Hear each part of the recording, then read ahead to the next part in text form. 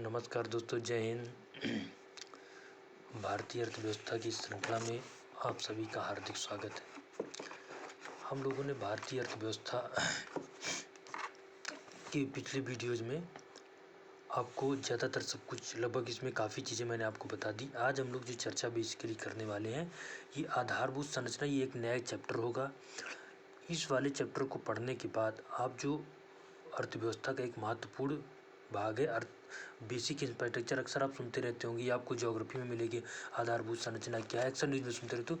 इसको हम लोग क्लियर करेंगे और ये आखिरी चैप्टर होगा। हमने काफ़ी आपको अर्थव्यवस्था, तो मैंने लगभग 1.5 महीने में आपको रोज़ एक वीडियो बना करके लगभग ख़त्म होने वाला है। तो फिर इसके बाद आप अर्थव्यवस्था के बारे में कम से कम बेसिक नॉलेज तो पूरी आपको हो ही जाएगी इन वीडियोज़ को देखने के बाद।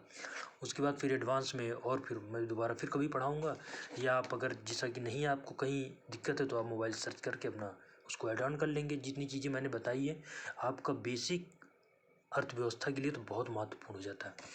तो आज हम लोग इस चैप्टर की शुरू करेंगे, बुनियादी संरचना, बुनियादी आधारभूत ढांचा, बेसिक इंफ्रास्ट्रक्चर। देखिए, अक्सर न्यूज़ में सुनते होते हैं कि यार बेसिक इंफ्रास्ट्रक्चर क्या होता है, तो लोग कहते हैं कि स्वास्थ्य, शिक्षा, सड़क, बिजली, पानी, इन सब की अगर व्यवस्था हो जाए तो इसका मतलब आधारभूत संरचना। एकदम सही है, इसमें कोई गलती नहीं, लेकिन हम इसको थोड़ा सिस्टमेटिक पढ़ेंगे। तो अगर जब आप बेसिक स्ट्रक्चर की बात करेंगे तो इसमें 9 चीज़ें मेनली शामिल होती हैं। सबसे पहले महत्वपूर्ण हो जाता है आपका सड़क, अगर उसके बाद स्वच्छ पेयजल, उसके बाद हम बात करें तो रेलवे का विकास होना, उसके बाद टेलीकम्युनिकेशन, जैसा आप तो देखते हैं मोबाइल क्रांति ही आ गई है। उसके बाद एजुकेशन सिस्टम, उसके साथ साथ electricity, internet, power and energy, और साथ में पब्लिक यूटिलिटी सिस्टम, मतलब होता है जहाँ पे स्वच्छ शौचालय वाली जो बात है वैसा। ठीक है, तो अगर हम सबसे पहले बेसिक इंफ्रास्ट्रक्चर की बात करें, बुनियादी ढांचे का तात्पर्य उन बुनियादी प्रणालियों और सेवाओं से जिनकी किसी राष्ट्र या संगठन को उचित रूप से कार्य करने के लिए आवश्यक हो। बस इसको आप यहाँ पे अगर मान लीजिए कभी इसका निबंध भी आ सकता है कि बुनियादी अर्थव्यवस्था, बुनियादी ढांचे पर एक निबंध लिखिए। तो देखिए भाई, कोई भी भारतीय संविधान अगर आप निबंध में आता है तो यहाँ से शुरू करेंगे। भारतीय संविधान के राजनीति के नीति निर्देशक तत्व भाग 4 में दिया गया कि कहा गया कि भारत एक कल्याणकारी राज्य की अवधारणा होगी। कल्याणकारी राज्य में लोगों के जीवन को सरल एवं सहज बनाया जाए। कैसे? आधारभूत संरचनाओं का विकास करके, अच्छी सड़कें उपलब्ध करा करके, उसके बाद ऊर्जा के संसाधन उपलब्ध करा के, अच्छे रेलवे का विकास करके, उसके बाद टेलीकम्युनिकेशन की सुविधा हो, इंटरनेट की सुविधा हो, उसके बाद ऊर्जा की अच्छी सुविधा हो, साथ में स्वच्छ पेयजल हो, स्वच्छ शौचालय, ऐसी मतलब सफाई की व्यवस्था हो। तो इस तरीके से करके आप निबंध को शुरू कर सकते हैं। तो अगर बुनियादी ढांचे की हम बात करें तो इन सेवाओं में सड़क, रेलवे, बंदरगाह, हवाई अड्डे, बांध, बिजली संयंत्र, तेल और गैस पाइपलाइन, दूरसंचार सुविधाएं, जो देश की शिक्षा प्रणाली जिसमें स्कूल कॉलेज शामिल है, स्वास्थ्य प्रणाली जिसमें अस्पताल शामिल है, स्वच्छता प्रणाली जिसमें स्वच्छ पेयजल सुविधाएं उपलब्ध है, और मौद्रिक प्रणाली जिसमें बैंकिंग, बीमा, अन्य वित्तीय संस्था। देखिए कितनी सारी चीज़ें हैं इसमें। अगर आप स्वच्छता की बात करें तो हमें स्वच्छ जल की ज़रूरत है, हमें स्वच्छ वायु की ज़रूरत है, स्वच्छ वातावरण की ज़रूरत है। अगर आप बैंकिंग की बात करें तो हमें बैंकिंग सेवाओं की ज़रूरत है, निवेश की ज़रूरत है। उसके साथ साथ अगर आप स्वास्थ्य प्रणाली की बात करें तो हमें अच्छे अस्पतालों की ज़रूरत है, अच्छे डॉक्टरों की ज़रूरत है, अच्छी तुरंत। देखिए भारत में अगर आप देखें तो जो सबसे ज़्यादा इसमें लोगों की आउट ऑफ पॉकेट मनी जा रहा है वो स्वास्थ्य सेवाओं को लेकर के जा रहे हैं। अगर हम अपनी स्वास्थ्य सेवाओं को बेसिक इंफ्रास्ट्रक्चर मजबूत कर दें तो लोगों का एक बचत हिस्सा कहीं ना कहीं लोगों की आय में सुधार होगा। उसके बाद हम शिक्षा प्रणाली को अपनी सुधारते हैं। शिक्षा प्रणाली का मतलब गुणवत्तापूर्ण शिक्षा है। तो इसके साथ इससे क्या होगा, जो भारतीय संविधान का अनुच्छेद जीवन एवं दैहिक स्वतंत्रता, जीवन का मतलब होता है, देखिए मैं सबको जोड़ के पढ़ा रहा हूँ आपको, मैं केवल ये नहीं पढ़ा रहा हूँ कि बस आपको जो परिभाषा लिखी है उसी को बता जा रहा हूँ। जीवन का मतलब होता है गरिमापूर्ण जीवन। गरिमापूर्ण जीवन के अंदर अच्छी स्वास्थ्य सुविधा उपलब्ध हो, शिक्षा उपलब्ध हो, भोजन उपलब्ध हो, स्वच्छ जल उपलब्ध हो, स्वच्छ वायु उपलब्ध हो, ऊर्जा के संसाधन उपलब्ध हो, उसके साथ साथ लोगों के लिए रेलवे लाइन, सड़क परिवहन, बंदरगाह, ये सारी जब जो जीवन के जो किसी के जीवन को सरल और सहज बनाती है, ये याद रखना, वही बेसिक इंफ्रास्ट्रक्चर होता है। ठीक है, अगर हम इसकी बात करें तो बेसिक इंफ्रास्ट्रक्चर के प्रकारों की बात करें तो आर्थिक होता है और सामाजिक होता है। आर्थिक का मतलब तो जैसे यही मैंने इन्हीं को डिवाइड कर लेंगे आप। आर्थिक मतलब सड़कों का विकास कर देना, उसके बाद रेलवे लाइन का विकास कर देना, रोजगार के अवसर उपलब्ध करा देना, उसके साथ परिवहन, ऊर्जा, संचार की व्यवस्था कर देना। आर्थिक को ध्यान में रखकर कि जो आर्थिक से दिखता हो। और सामाजिक का मतलब सामाजिक शिक्षा, स्वास्थ्य और आवास से जुड़ा। समाज मतलब सामाजिक का मतलब होता है कि हम जो समाज के लिए लाभदायक हो, जैसे समाज के लिए शिक्षा लाभदायक है, स्वास्थ्य सेवाएं अच्छी होनी चाहिए, उसके साथ साथ हमें अच्छा आवास मिलना चाहिए। ठीक है। जो सामाजिक न्याय की बात आती है, एक होता है सामाजिक न्याय और एक होता है सामाजिक संरक्षण। तो हमेशा ध्यान रखना है, सामाजिक न्याय का मतलब रिजर्वेशन वगैरह से हो गया, जिस खासतौर से पिछड़े वर्गों के लिए, ओबीसी, एससी, एसटी, महिलाओं के लिए। और सामाजिक संरक्षण की बात हो जाती है कि हम खासतौर से मैंने इसलिए बता दिया, लोगों को बड़ा कन्फ्यूजन होता है यहाँ पे और लोग गलत लिख करके मेज में चले आते हैं। तो सामाजिक संरक्षण का मतलब होता है कि हम बुजुर्ग हो गए, बच्चे हो गए, महिलाएं हो गई, या जो भी पिछड़े वर्ग, जो भी जरूरतमंद है, उपेक्षित है, उनको हम सरकार की आर्थिक मदद दें, चाहे तो वृद्धा पेंशन के थ्रू दें, चाहे तो बालकों को हम बेटी बचाओ, ये सब एक सर सामाजिक संरक्षण में आती। मतलब समाज को एक संरक्षण प्रदान करना। और न्याय प्रदान करना मतलब जो पीढ़ियों से कुछ अन्याय हुआ, जो उनका हक है उन्हें नहीं मिला, वो प्रदान करना। तो उसके लिए रिजर्वेशन की व्यवस्था है। और सामाजिक संरक्षण के लिए है कि हम एक तरह का उन्हें संरक्षण अलग से प्रोवाइड करें, चाहे तो आर्थिक। तो इस तरीके से हो गया। तो बुनियादी ढांचे के प्रकार में आर्थिक हो गया, इसमें ऊर्जा, परिवहन, संचार जैसे जुड़े बुनियादी ढांचे को शामिल किया जाता है। आर्थिक अवसंरचना की सीधा संबंध किसी देश या संगठन के आर्थिक विकास से होता है। सामाजिक में इसमें शिक्षा, स्वास्थ्य और आवास से जुड़े शामिल होते हैं। इसमें परोक्ष रूप से सामाजिक अवसंरचना देश के आर्थिक विकास में सहायता करती है। उदाहरण के लिए शिक्षा क्षेत्र किसी देश की आर्थिक विकास के प्रत्यक्ष रूप से योगदान नहीं करती, हालांकि छात्रों में उच्च गुणवत्ता वाली शिक्षा प्रदान करना प्रत्यक्ष रूप से मदद करता है। तो जब लोग शिक्षित होंगे, स्वास्थ्य अच्छा होगा, तभी तो देश के विकास में योगदान करेंगे। तो ये होगा। अब अगर हम बात करें तो बुनियादी ढांचे के महत्व की प्रासंगिकता क्या है, what the important of the basic infrastructure. अगर हमारे देश में बुनियादी ढांचे का विकास होगा तो रोजगार के अवसर सृजित होंगे, उसके साथ साथ हमारे देश की आर्थिक विकास तेज होगा। सूक्ष्म, लघु और मध्यम उद्योगों की अर्थव्यवस्था में वितरित किया जाए, इससे विकास की गुणवत्ता में सुधार होगा। भरोसेमंद बुनियादी सुविधाओं तक पहुंच की आवश्यकता होगी। इसके साथ साथ हम जो आर्थिक सशक्तिकरण की बात करें, बेसिक इंफ्रास्ट्रक्चर से लाभ क्या है। पहली बात तो सभी के जीवन को सरल एवं सहज बनाता है। दूसरी बात, आर्थिक सशक्तिकरण करता है, धन के विकेंद्रीकरण करता है कि भाई अगर आर्थिक व्यवस्था होगी, रोजगार के अवसर सुलभ होंगे, उसके बाद हम धन को एक जगह से दूसरी जगह तक पहुंचाएंगे, जिससे लोगों को लाभ होगा। ठीक है। उसके बाद जल, स्वच्छता और स्वास्थ्य के बीच एक स्पष्ट संबंध होगा कि भाई अच्छा जल होगा तो अच्छा स्वास्थ्य होगा, अच्छा स्वास्थ्य होगा तो वो देश की अर्थव्यवस्था में किसी का भी योगदान होगा। और आपका स्वास्थ्य ही अच्छा नहीं तो आप देश की भी अर्थव्यवस्था में क्या योगदान करेंगे। इसके साथ साथ अगर अच्छा स्वास्थ्य होगा तो उसकी जो आउट ऑफ पॉकेट मनी है, जो इलाज पे खर्च होता है, वो कम होगा। इसके साथ साथ देश की औसत जो जीवन प्रत्याशा है वो वृद्धि होगी। इसके साथ साथ परिवार खुशहाल होगा और पूरा देश एक आर्थिक तरक्की के मार्ग पे जाएगा। ये देखिए सार्वजनिक एक दूसरे कड़ी से लिंक है। अगर आपका स्वास्थ्य ही सही नहीं है तो फिर देश की क्या मतलब क्या सेवा कर सकते हैं आप।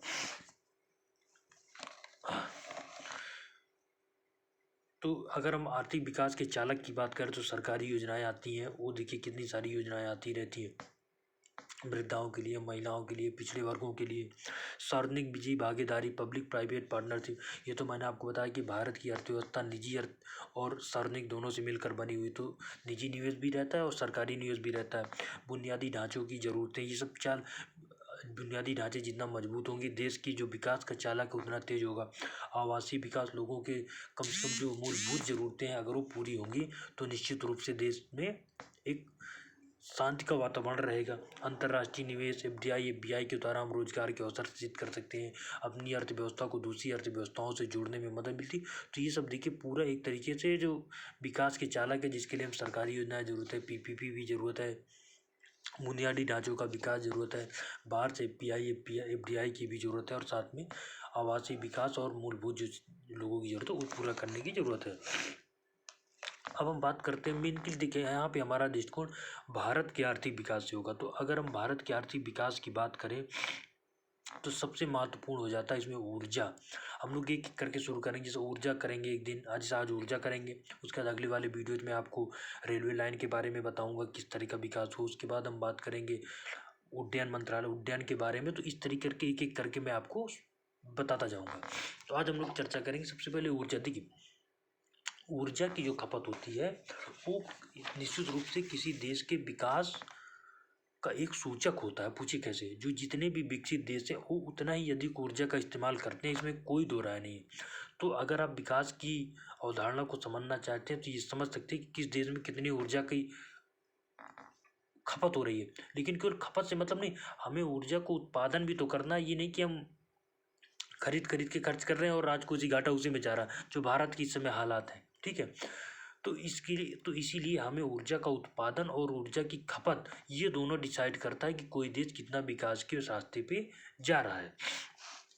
तो अगर हम ऊर्जा के संसाधनों की बात करें तो अक्सर पूछा जाता है कि नवीनीकरण ऊर्जा क्या है, गैर नवीनीकरण क्या है, पारंपरिक क्या है, गैर पारंपरिक क्या है। देखिए वैसे तो चारों में एक तो गैर जैसे नवीनीकरण है और गैर नवीनीकरण, ये तो एक दूसरे के एकदम खिलाफ है। लेकिन अब अगर नवीनीकरण और गैर परंपरागत से बात करते तो लगभग समान हो जाता है।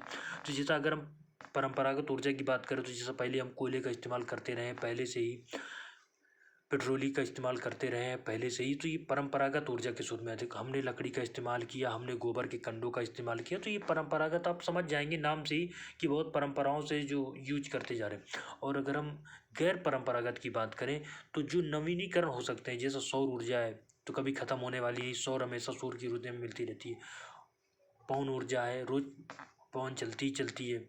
जल ऊर्जा है, ठीक है, ज्वारीय ऊर्जा है जो कि जल्दी ख़त्म नहीं होती। तो इसको आप इस तरीके से क्लासिफाई कर लेंगे। कई बार पेपर में आ जाए तो लोग कंफ्यूज हो जाते हैं कि भाई जरूर पारंपरिक क्या है, पारंपरिक का मतलब हो जो तो पहले से पारंपरिक में इस्तेमाल करते हैं। अब इसी को थोड़ा नवीनीकरण कर दिया जाता है। तो सौर ऊर्जा है तो एक तरह का ये नवीनीकरण हो जाता है कि भाई पवन ऊर्जा ये भी नवीनीकरण ऊर्जा हो जाता है। तो उसको हमको जाने की जरूरत नहीं, हम बस पारंपरिक और गैर पारंपरिक में। तो पारंपरिक में कोयला हो गया, लकड़ी हो गया, गोबर के कंडे हो गए, फॉसिल फ्यूल्स हो गया, ये हमारे पारंपरिक हैं। और गैर पारंपरिक में आ जाएंगे जब नवीनीकरण के रूप में इस्तेमाल करें। भाई सौर ऊर्जा ऐसे थोड़ी, सौर ऊर्जा के लिए हमें तकनीक का इस्तेमाल करते हैं। गोबर के कंडा लाए आग लगाए जला लिए, लकड़ी लाए आग लगाए, उसके लिए हमें किसी तकनीक की जरूरत नहीं है। लेकिन जब हम सौर ऊर्जा को अगर हम अपनी ज़रूरत की ऊर्जा में बदलना चाहते हैं सौर, तो उसके लिए हमें तकनीक की ज़रूरत है। तो इसलिए जो नई प्रौद्योगिकी का इस्तेमाल करके हम इन गैर पारंपरिक स्रोतों का इस्तेमाल अपने लाभ के लिए कर रहे हैं। तो अगर हम बिजली की खपत की बात करें तो ऊर्जा का मतलब देखिए, ऊर्जा का मतलब मेन बिजली की खपत से ही। भाई ऊर्जा, सौर ऊर्जा जो है वो तो सभी में, सूर्य की प्रकाश 99% ऊर्जा धरती की जरूरत को पूरा करता है। पूछे कैसे? एक तो सूर्य से हमें रोशनी मिलती है, सूर्य की रोशनी से ही फल, उस पेड़ पौधे जो है अपना खाद्यान्न बनाते हैं, खाद्यान्न बना तो उसको हम लोग खाते हैं, वो हमारी एनर्जी के रूप में। तो सौर ऊर्जा कभी पेपर में आ जाए कि सौर ऊर्जा लगभग 99.9 ऊर्जा धरती में ऊर्जा का स्रोत ही। बिजली जो भी है ये बहुत माइन्यूट है सौर ऊर्जा के सामने। तो 99.9% हमें जो धरती की ऊर्जा की पूर्ति होती है वो सौर ऊर्जा के माध्यम से ही होती है। ठीक है, अब अगर हम बात करें बिजली की तो भारत में 42% उद्योगों में जाती है, कृषि में 18% जाती है, घरेलू कार्यों में 24% के आसपास है, उसके बाद वाणिज्यिक में 9%, रेलवे में 1% और अन्य में लगभग 8%, 6% के आसपास है। तो थोड़ा सा पता होना चाहिए, कई बार मान लीजिए पेपर में लगाने को दे दे भारत में ऊर्जा की खपत, भारत में बिजली की खपत, फिर दे देगा सबसे ज़्यादा उद्योग में है नंबर 1, उसके बाद फिर कृषि दे देगा, घरेलू सबसे ज़्यादा उद्योग में है, फिर घरेलू कार्यों में है, फिर कृषि कार्य में, तीनों को लगाने को दे सकता है आपको। तो सब याद रखना, सबसे ज़्यादा ऊर्जा में है, हम उद्योगों में, फिर घरेलू कार्यों में, फिर कृषि में उपयोग करते हैं। अब अगर हम भारत की बात करें जैसा ऊर्जा की वर्तमान स्थिति में, तो भारत दुनिया की तीसरा सबसे बड़ा ऊर्जा उपभोग करता है, चाइना और अमेरिका के बाद। और सबसे ज़्यादा जो हम ऊर्जा का इस्तेमाल, ऊर्जा का उपयोग करते हैं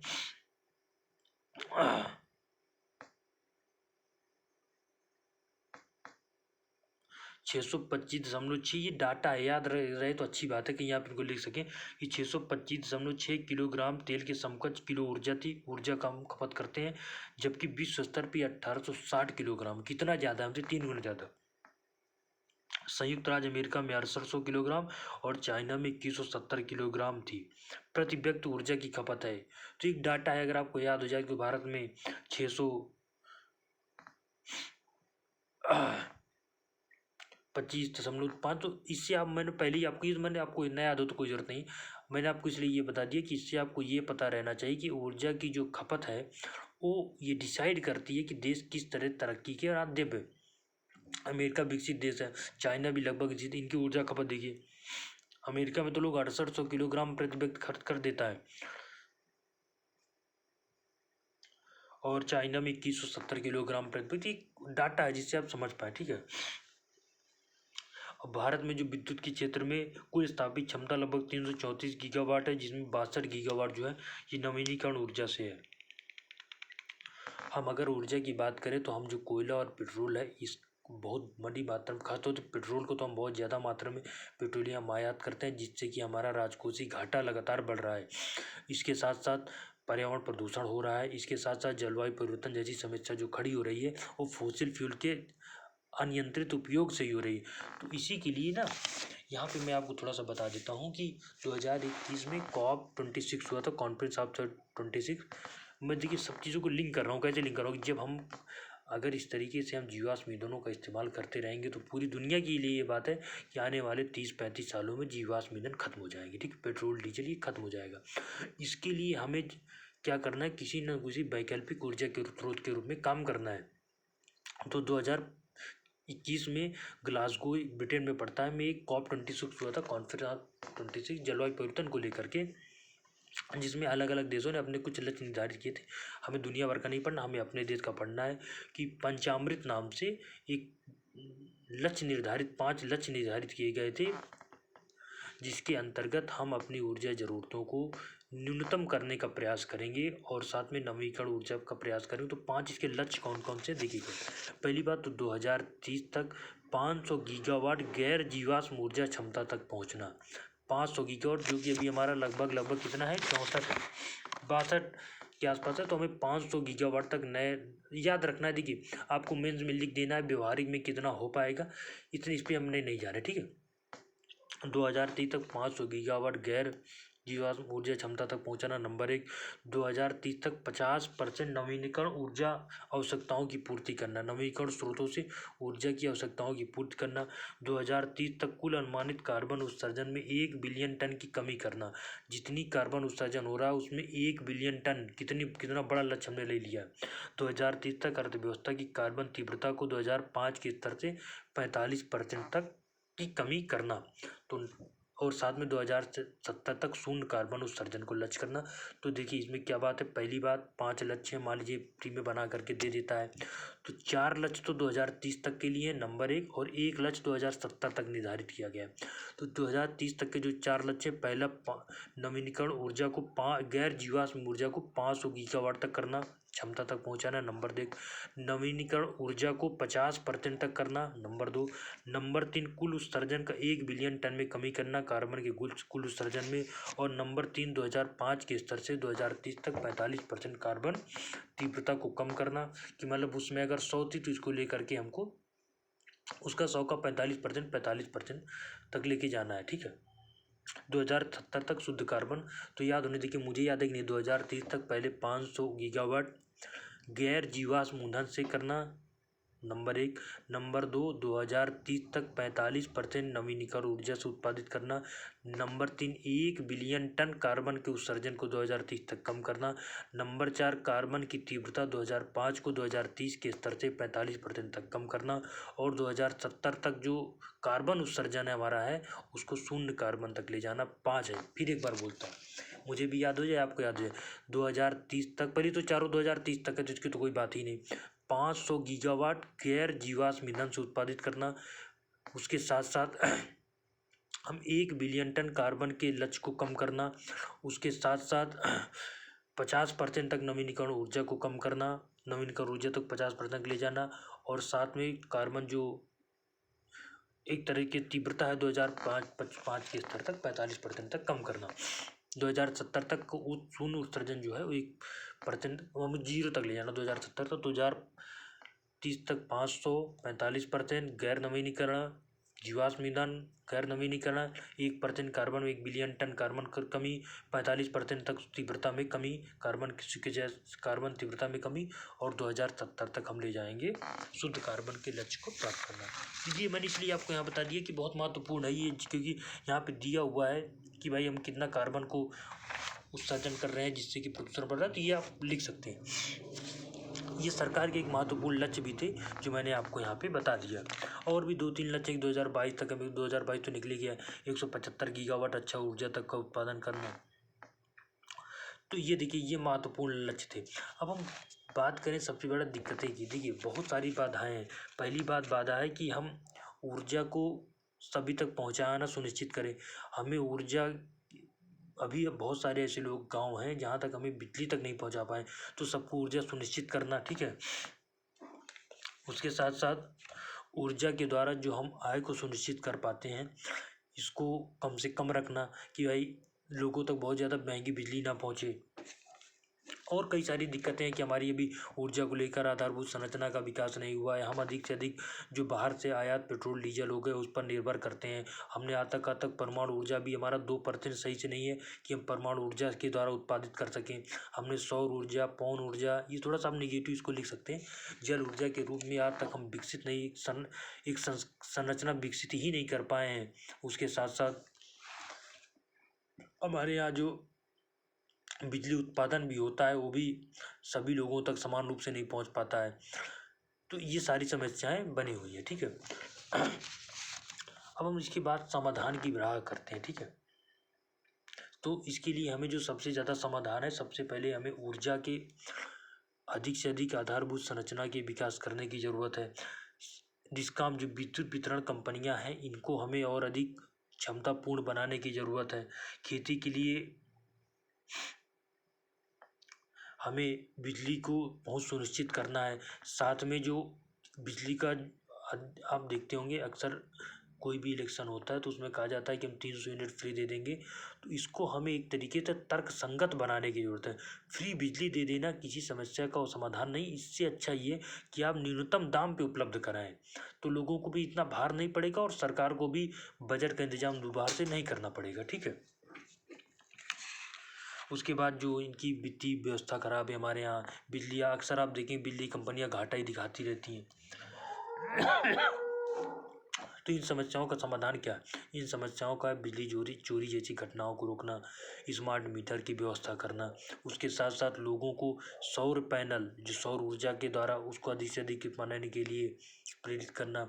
हमें इलेक्ट्रिक मोटर को चलाने की ज़रूरत है। इलेक्ट्रिसिटी से बैटरी चार्ज करके हमें अपने ऑटोमोबाइल सिस्टम को बदलने की ज़रूरत है।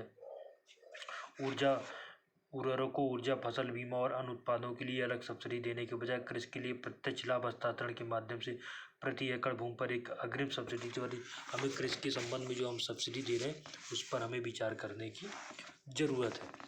उसके बाद मीटर की व्यवस्था की जाए, स्मार्ट मीटरिंग की जाए, प्रीपेड मीटर लगाए जाए। प्रीपेड मीटर का मतलब होता है कि आप जितना पहले से यूज कर लेंगे, तो बहुत ज़रूरी ये सब आपको पता होना चाहिए ताकि आपको मेन से भी लिख सकें।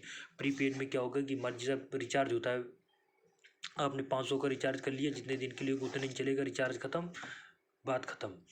तो इसी तरीके से बिजली की होना चाहिए, जितने दिन का हम रिचार्ज करेंगे उतना ही बिजली का हम इस्तेमाल करेंगे। लेकिन हमें अभी भी पिछड़े वर्गों खासतौर किसानों के लिए, गरीबों के प्रति एक सहानुभूति का भाव रखना है। उनको चाहे तो कम दाम में बिजली उपलब्ध कराइए, लेकिन इसका ये मतलब नहीं एकदम से फ्री कर दिया जाए ताकि उसका गलत इस्तेमाल न कर सकें। ये तो बिजली को लेकर के। अब हम तेल और गैसों के बारे में बात करेंगे। मैंने आपको पहले बताया था कि जो भी कच्चा तेल हम लेते हैं, बाहर से खरीदते हैं, उसका बाद में प्यूरीफाई करते हैं। देश के अंदर तेल कंपनियां हैं और वो पेट्रोल को अलग अलग उसमें करके ज़रूरतमंदों उपभोक्ताओं तक पहुंचाती है।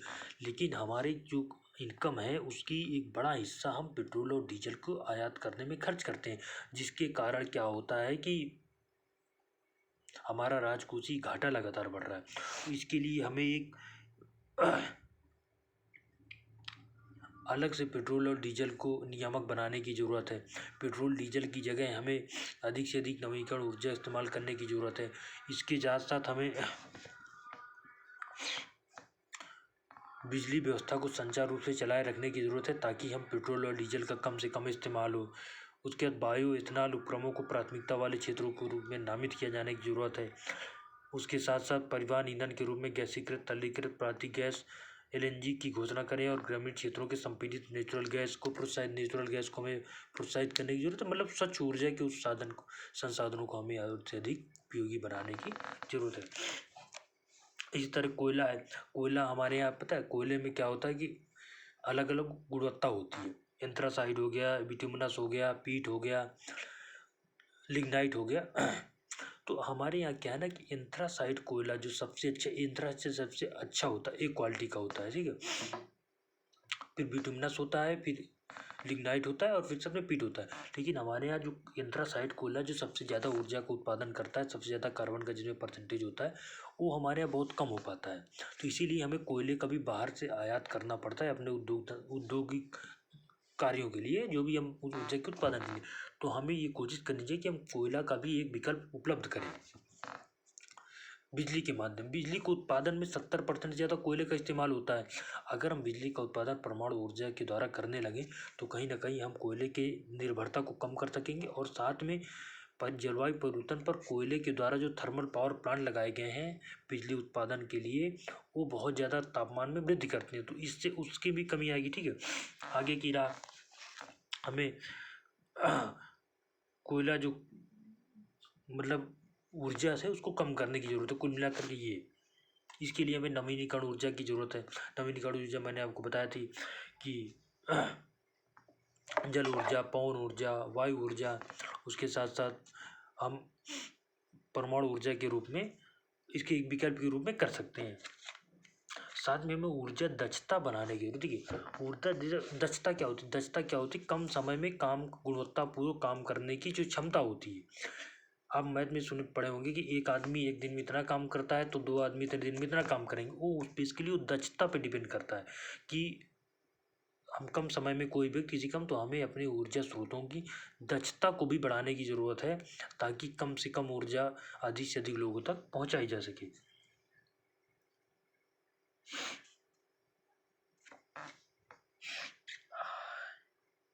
इसके लिए हमें क्या है कि LED लाइट का इस्तेमाल करने की ज़रूरत है। ऊर्जा दक्षता कैसे बढ़ेगी भाई? अब पहले एक बल्ब आता था, उसको लगाएं और एक LED बल्ब लगाएं, तो LED बल्ब जो होगा पहले वाले बल्ब की अपेक्षा जो है वो बहुत कम ऊर्जा का लेगा।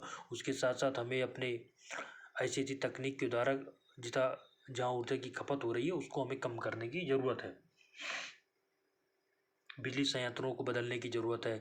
नए नए जो तकनीकी पूर्ण संयंत्र उनको लाने की जरूरत है। ये मेंस में आएगा, आप इसको ऐसे बना करके लिख देंगे। इस तरह सरकार ने 2015 में ना एक योजना चलाई थी, उदय योजना, उज्जवल डिस्कॉम एश्योरेंस योजना। इसके माध्यम से क्या था कि ऊर्जा कंपनियां जो खासतौर पर बिजली कंपनियां हैं, ये बहुत घाटे में हमेशा चलती रहती, तो इन पे हमें सुधार करने की ज़रूरत है ताकि इनको भी लाभदायक बनाया जा सके। तो ये याद रखने उदय योजना अक्सर पेपर में आ सकता है, जिसका मुख्य उद्देश्य था कि 75% बहुत कम हो गया, 7-8 साल हो गया, तो अब इसकी कोई इतनी ज़्यादा महत्वपूर्ण नहीं है। राजकोषीय घाटे को कम करना, वितरण प्रणाली को सुचारू रूप से लगातार चलाए रखना, उसके साथ साथ डिस्कॉम जो बिजली कंपनियों को घाटा है इनको पूर्ति करना, उसके साथ जो भी बिजली के पहुंचाने में बाधाएं इनको हमें दूर करना। उसके बाद राज्यों की सूचित कीमतों पर अतिरिक्त कोयले के साथ उच्च क्षमता उपयोग के लिए उपलब्धता के मामले में मतलब राज्यों को अधिक से अधिक मदद उपलब्ध करना ना। लेकिन ये उदय योजना थी तो वैकल्पिक अगर कोई राज्य अपनाना चाहता तो ठीक, नहीं अपनाना चाहता तो भी ठीक। इस तरीके से बस एक बार पेपर में पूछा था उदय योजना रिलेटेड है तो बिजली कंपनियों में सुधार को लेकर, बिजली वितरण कंपनियों में सुधार को लेकर के। तो देखिए इस आधे घंटे की वीडियो में मैंने आपको कई चीज़ें बता दी। इसमें आज हम लोग बेसिक इंफ्रास्ट्रक्चर की बात कर रहे हैं। तो पहले हमने उसकी आधारभूत संरचना की परिभाषा बताई, उसके बाद इसका महत्व बताया।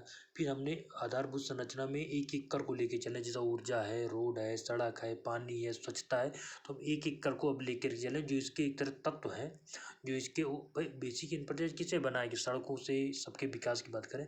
तो आज हमने बेसिकली फोकस किया था ऊर्जा को लेकर के। अगली बार हम लोग जब चर्चा करेंगे तो फिर किसी और के बारे में चर्चा करेंगे, चाहे तो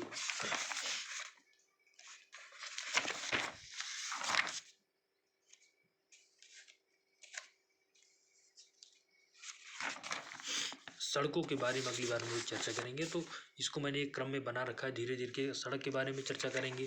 आपको बताऊंगा मैं कि किस तरीके से देश में सड़कों की खस्ता हाल है, एक्सीडेंट वगैरह होते हैं, इनको किस तरीके से कम किया जाता है, तो ये और ज़्यादा महत्वपूर्ण हो जाता है। तो इसको मैं अगले वीडियोज़ में आपको बताएंगे। फिर रेलवे के बारे में, फिर उड्डयन के बारे में, सारे एक एक करके हम आधारभूत संरचना को कंप्लीट कर देंगे। तो ये वाला हमारा चैप्टर कंप्लीट होगा और भारतीय अर्थव्यवस्था हमारा कंप्लीट हो जाएगा। Thank you.